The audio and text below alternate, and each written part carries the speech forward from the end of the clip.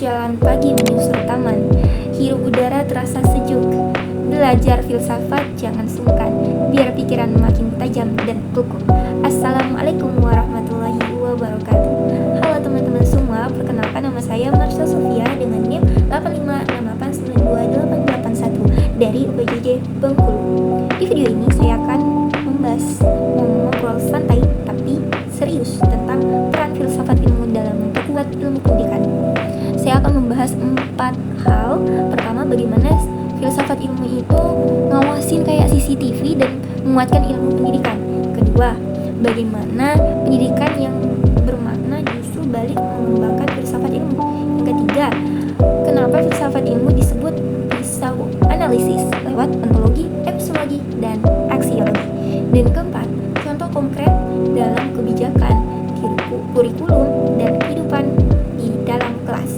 Kalau dengan kata filsafat ilmu, biasanya yang kebayang buku tebal dan teori rumit. Padahal sebenarnya sederhana. Filsafat ilmu mengajak kita mikir, kita ini sedang belajar apa sih? Cara kita mendapatkan ilmu sudah benar atau belum? Dan ilmu itu mau dipakai untuk apa? 3 pertanyaan ini muncul dalam bentuk ontologi, epistemologi, dan aksiologi. Dari sinar filsafat ilmu membantu mengawasi dan menguatkan ilmu pendidikan. Pertama, dari sisi ontologi. Ontologi membahas apa yang jadi objek di sebuah ilmu pendidikan. Filsafat ilmu mengingatkan bahwa pendidikan bukan sekedar ngerjain di buku LKS atau hafal rumus atau kejar nilai raport. Pendidikan itu soal manusia itu berpikir, cara berpikirnya, contohnya sikapnya, karakter, dan proses pendewasanya. Di kelas, guru tidak hanya berhadapan dengan nomor absen, tapi dengan berbagai latar belakang dan cara belajar yang berbeda setiap kepala atau setiap murid. Jadi eksistensi ilmu pendidikan jelas. Dia adalah ilmu tentang bagaimana manusia dibentuk lewat proses pendidikan, bukan sekedar teknik mengajar. Kedua, dari sisi epistemologi. Epistemologi membahas bagaimana ilmu pendidikan itu lahir. Di lapangan sering muncul nih metode belajar yang tiba-tiba viral, semua diminta ikut, dan padahal dasar penelitiannya belum jelas.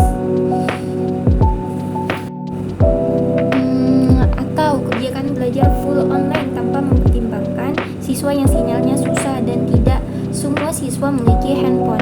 Bahkan satu keluarga aja hanya satu handphone terkadang ya. Dan di sini filsafat ilmu bertanya, data dari mana? Penelitian apa yang mendukung? Dan sudah diuji di konteks mana?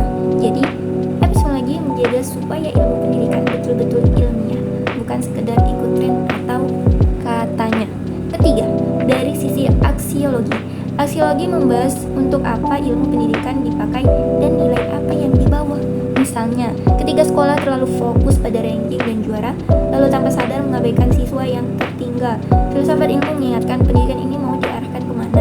Apakah semua siswa merasa dihargai? Dan apakah kebijakan yang diambil itu bisa memanusiakan atau justru menekan? Di sini aksiologi memastikan pendidikan tidak hanya terlihat bagus di atas kertas, tapi juga adil dan bermakna dalam kehidupan nyata. Sekarang kebalikannya, bagaimana pendidikan justru memperkuat filsafat ilmu.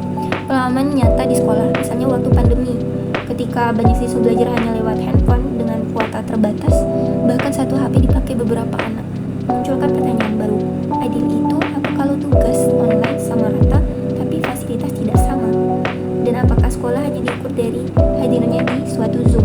Pertanyaan-pertanyaan seperti ini menjadi bahan refleksi baru bagi filsafat ilmu.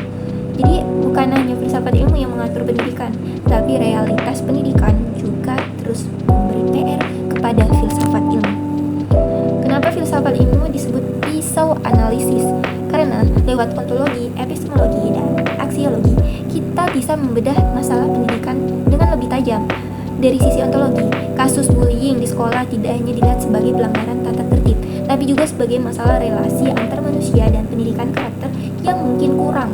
Dari sisi epistemologi, ketika ada klaim metode X paling efektif, kita tidak langsung percaya, tapi menanyakan lagi penelitian dan sampelnya. Oke, yang terakhir dari sisi aksiologi, ketika jam belajar sangat padat sampai siswa kelelahan, kita bertanya apakah ini masih sehat bagi perkembangan mereka? Contoh konkret di level kebijakan adalah full day school atau kurikulum merdeka. Secara ontologis, kita bertanya murid seperti apa yang ingin dibentuk. hanya kuat hafalan atau juga kreatif, kritis, dan peduli sekitar. Secara epistemologis, apakah kebijakan itu lahir dari survei dan penelitian yang melibatkan berbagai sekolah atau hanya pengalaman segelintir sekolah unggulan? Secara aksiologis, apakah kebijakan tersebut membuat siswa dan guru lebih berkembang atau malah burn out? Di level kurikulum di kelas, contohnya, saat guru menerapkan proyek profil belajar Pancasila, ontologi mengingatkan bahwa yang dibentuk bukan cuma nilai ulangan, tapi cara berpikir dan karakter. Epistemologis mendorong guru mengajak siswa mencari informasi, berdiskusi, dan melakukan mini riset, bukan hanya menerima materi. Aksiologi membuat guru memilih tema proyek yang dekat dengan kehidupan siswa, seperti sampah di lingkungan, toleransi, atau menggunakan gadget yang sehat, supaya nilai yang dibawa terasa nyata. Dari sini terlihat bahwa filsafat ilmu dan pendidikan saling menguatkan. Filsafat ilmu membantu memastikan ilmu pendidikan punya dasar yang jelas, serta cara kerja yang ilmiah dan tujuan yang sangat manusiawi. Sebaliknya, dunia pendidikan yang kita jalani sehari-hari dengan segala masalah dan dinamika membuat filsafat ilmu tetap relevan, tidak hanya menjadi teori di rak buku. Senja datang, langit memerah, hari berlalu terasa cepat. Semoga ilmu yang kita telah membuat langkah pendidik makin mantap. Terima kasih sudah menyimak. Wassalamualaikum warahmatullahi wabarakatuh.